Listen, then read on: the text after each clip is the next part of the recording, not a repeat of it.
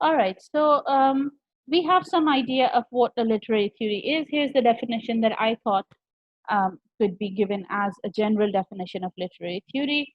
Literary theory is the body of ideas and methods we use in the practical reading of literature.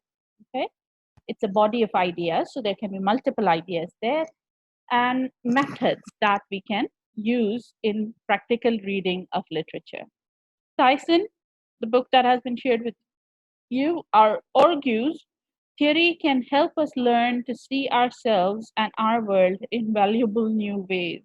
Okay, so there are sociological theories, there are cultural theories, anthropological theories, and there are literary theories, there are political theories. So these are basically a body of ideas that give us um, a way of seeing the world, if you like.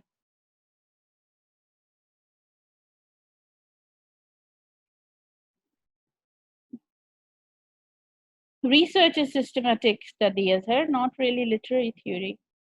Focus of literary theories. Now, this is something that I think we might have discussed before in your classes as well, maybe in your fiction class as well. Focus of literary theories has changed through time. So throughout the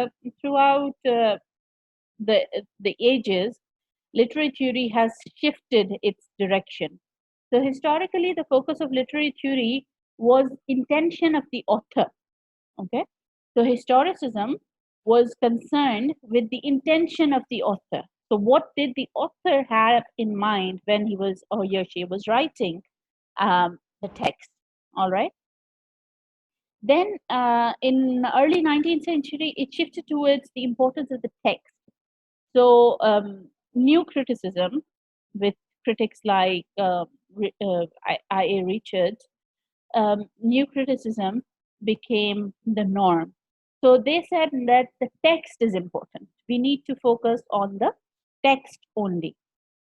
We shouldn't worry about the author. We shouldn't worry about um, the reader. Reader was not important at that point. We shouldn't worry about the age. We should be concerned with the text only. So just look at what is in the text. Don't go into the background. Don't go into the author's life. More recently, after 1960s, 1970s, the shift of the focus of literary theories has moved towards the reader as well. So the reader response theory talks about meaning being created when the reader reads it. So until you don't read a text, it's just ink on paper. It has no meaning. When the reader reads it, then only it starts having a meaning. Okay.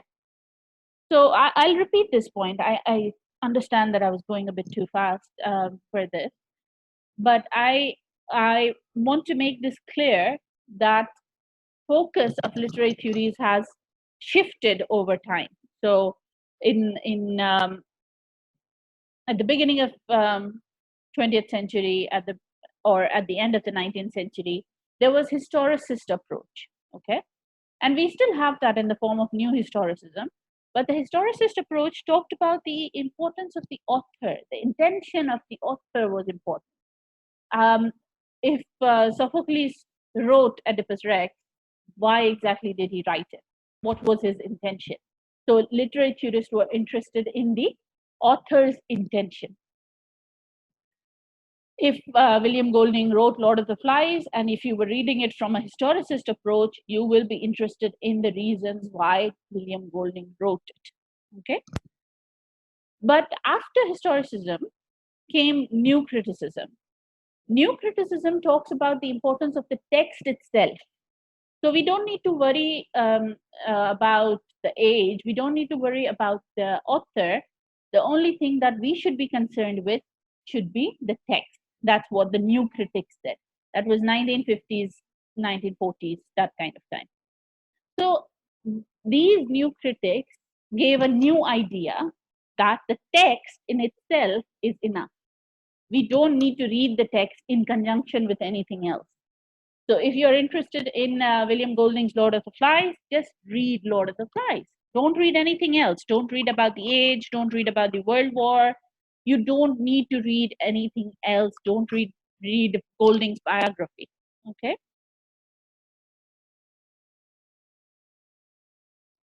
So new critics' focus was on the text only.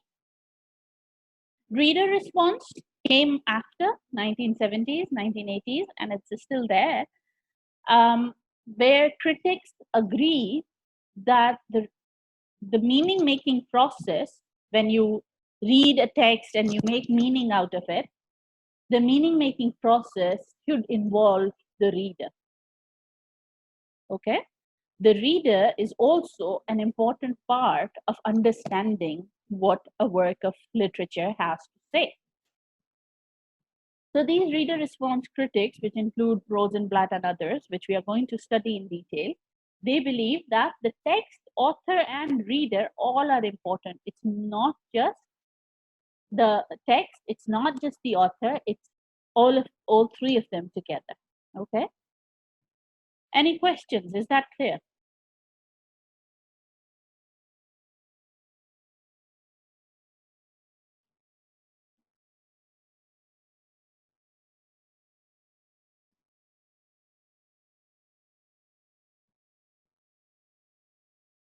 Okay to move on?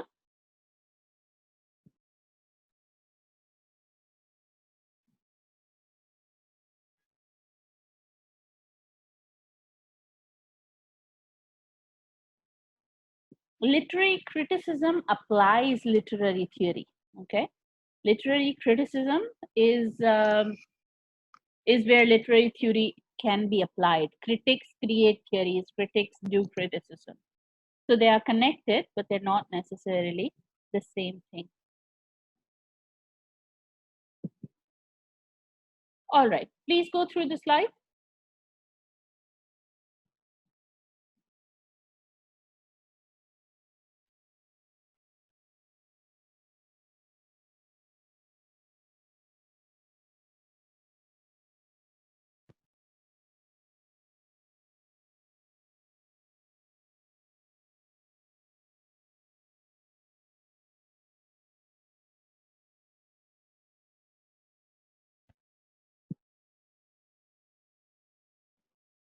So Tyson says, if you read the chapter on Tyson's reader response, the chapter says that reader response theorists, all of them share two beliefs. First, that the role of the reader cannot be omitted from our understanding of literature. So reader's role is important in understanding literature. Second, that the readers are not passive consumers of whatever is being given to them. They actively make the meaning that they find in literature. Now, what that means is that when I read Lord of the Flies, I make meaning out of it. When you read Lord of the Flies, you are the one who is making meaning out of it. And our meanings will be different. Our interpretations will be slightly different. Why would they be different? Because of the kind of life and beliefs and background that we come from. So each reader would make a different meaning of the text. And these reader response theorists say that this needs to be acknowledged. We need to understand that every reader will make meaning, and those all meanings are interpretations of literature, and they are all important. Okay? Any questions? Is that clear?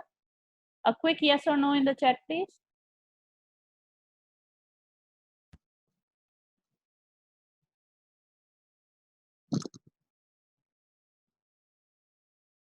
All right. Moving on then.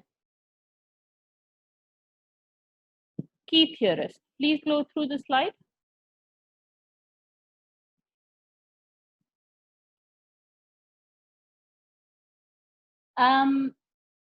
Isa, that's an interesting question.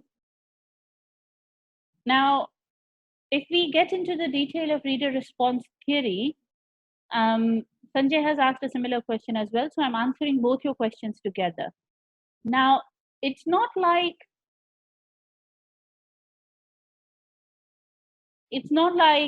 any interpretation will be correct, even if they are saying something that doesn't make sense. You have to read the text and understand it before you are able to make an interpretation. So just by reading a summary on Spark Notes, you do not qualify to make an interpretation. But if you have read the text and your interpretation is slightly different, it's okay. There is no original message. That's what the reader response critics are saying. They're saying it's not about what the writer had in his mind. It's not relevant. Every meaning is the message. All right. And everybody can interpret, everybody should be allowed to interpret in any way that they need to. Okay. So if I'm saying, when I read Tale of Two Cities, for example, I connected the event of the death of the little boy with the lynching of Mishal Khan. Because I'm in Pakistan, because I had read that incident, because it had an impact on my beliefs and my life, I connected these two events. But if a reader in another part of the world reads the same thing, they wouldn't connect it to this. This wouldn't be the meaning that they find.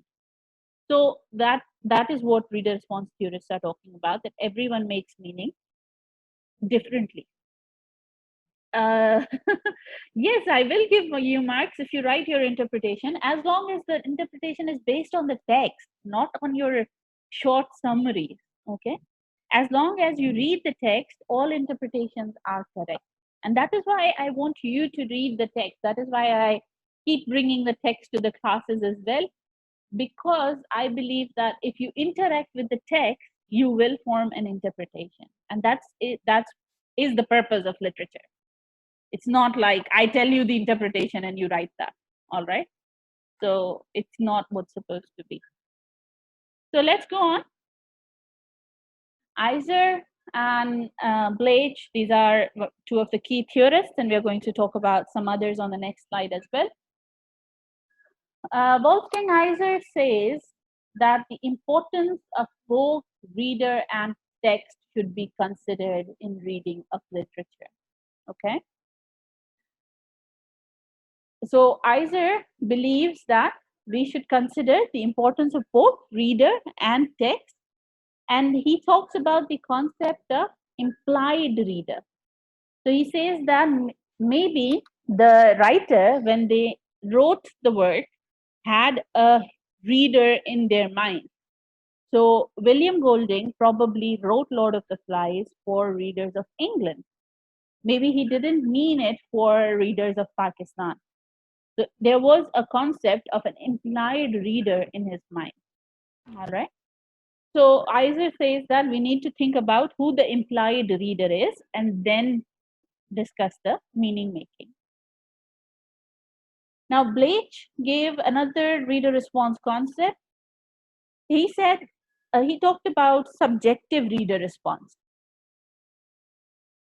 He said that the correct interpretation is only the one that is in the form of written responses from the readers. So spoken responses were not accepted, visual responses were not accepted, written responses only are acceptable.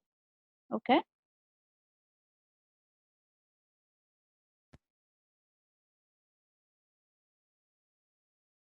Next one is Stanley Fish. Stanley Fish talks about affective stylistics. Stylistics is the study of style, right? So he talks about stylistics and he suggests looking at the text closely, often concentrating on text each sentence. So the basic ideas are still the same. Reader is the one making the meaning, but Fish's concept talks about style more than the others. Okay. So if we were to understand style, we will take Stanley Fish's theory. And Norman Holland's reader response is more psychological and focuses on finding readers' motivations and desires through their responses. Rosenblatt's reader response theory is based around the philosophy of transaction, an exchange of meaning between reader and text. So if I am reading the text, I am exchanging meanings with the text. The text is telling me something, and I am also adding something to the text by bringing in my background and my ideas. Now, we are going to focus on Rosenblatt's reader response theory. You don't need to understand all the others, even if they're not very clear, that's okay. I just wanted to give you some idea of that, of the fact that there are different models of each theory. Okay, so it's not necessary that if you're saying I'm choosing reader response theory, that's not enough. You need to also say which reader response theorist are you going to focus on. Okay, so when you choose a framework, you need to choose a specific model of that framework. So there are different models. I have talked about 5 models of reader response theory, and Rosenblatt's model is the one that I feel is easier and more suitable for your class, for your level. Okay.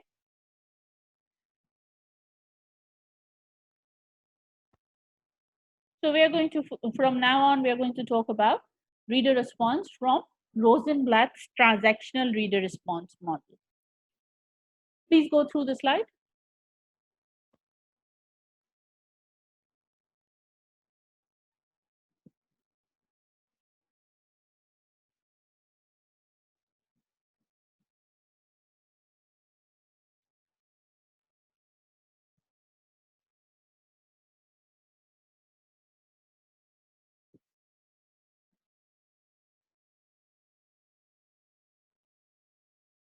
So the basic idea is that a reader's response is created by transaction of meaning, an exchange of meaning between reader and text. So it's not like the text has all the meaning. It's not like the reader has the whole meaning. Okay, it text has the meaning within its words, and reader brings more meaning to it through their experience.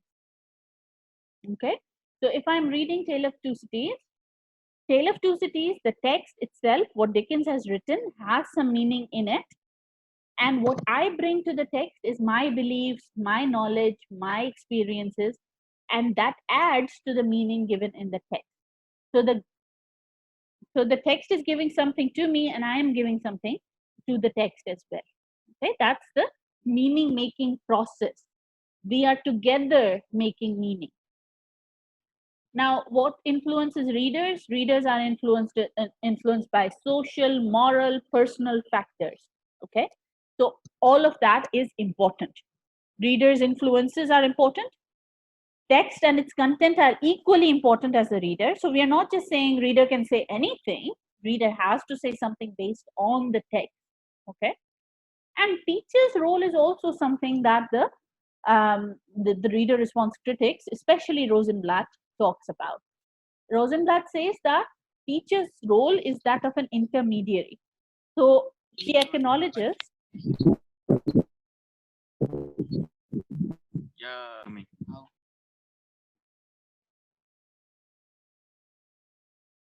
Please try and not unmute your mics, Jyotish. You need to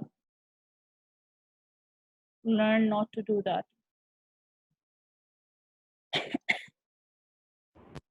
Sorry.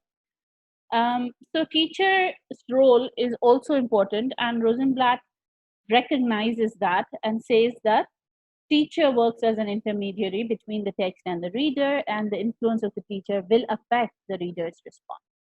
Okay. Please go through this.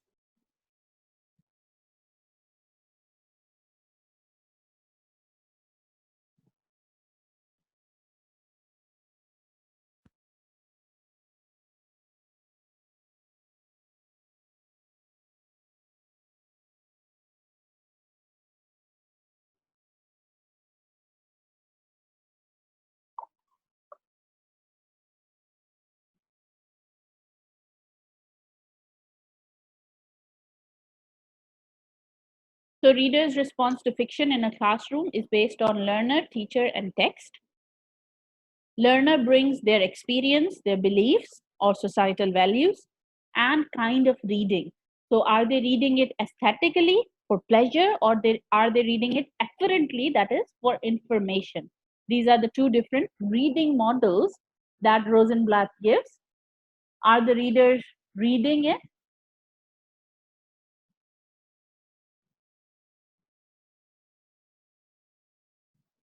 So aesthetically, for pleasure, and afferently for information. So the way you read it is also um, will also affect the way you interpret it. So the meaning will be affected by the way that you read a text. Okay. So if you're reading a text aesthetically, that will be for pleasure, and if you're reading the text afferently, that is only for information. When you read it for exams, which one are you reading, aesthetically or afferently?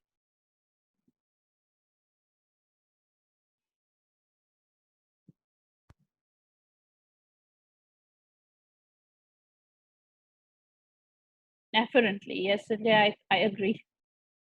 Okay, and have you ever read anything aesthetically?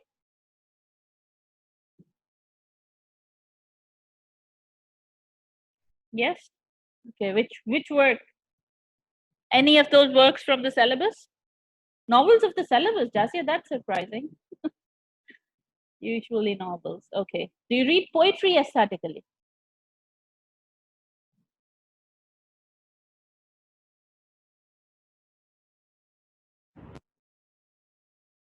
Poetry only. Okay. All right. So we are going to do some reader response on a poem later in the class today. All right. Let's go back to the slide. All right. So learners' reading style, learners' belief, learners' experiences, these all affect the way that learners make meaning of a text. It can be a novel, it can be a play, it can be a poem, any genre um, is being discussed here. So we are not just talking about novels. Teacher also influences readers' response to fiction in a classroom. How does a teacher affect teachers' interests, teachers' teaching methods, and teachers' own interpretation will affect the way that readers respond to a text. Do you agree with that? Do you think that teachers have any influence on the way that you interpret a text? Let me open the curtain.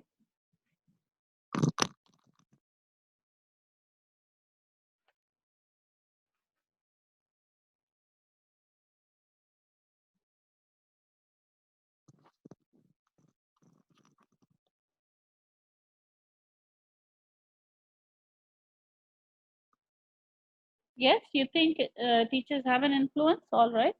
That's good to know. There's a lot of influence. Okay. All right. Sometimes I feel like teachers do not have any influence. Is that is that correct, or is that just me? I keep saying read it and nobody reads it. So I feel like I have no influence over what you guys do. So maybe it's the actions that have no influence, but the meaning has some influence.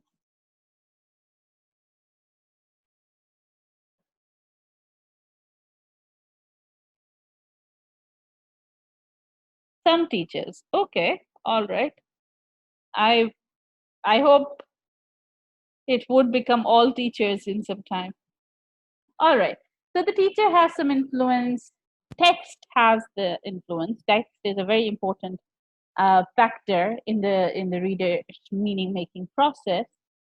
And the text will include, according to reader response theorists, according to Rosenblatt, this will include some information of author's life and background, the context used within the work. So you need to understand the setting. So if the Tale of Two Cities is about French Revolution, then you need to understand what French Revolution is about as well. So the text includes, other than the content of the novel, a bit of background and setting as well. That also helps in the meaning making process. So all these things are working together to make readers' response to literature, to make meaning of literature. All right. Is that clear? Okay to move on?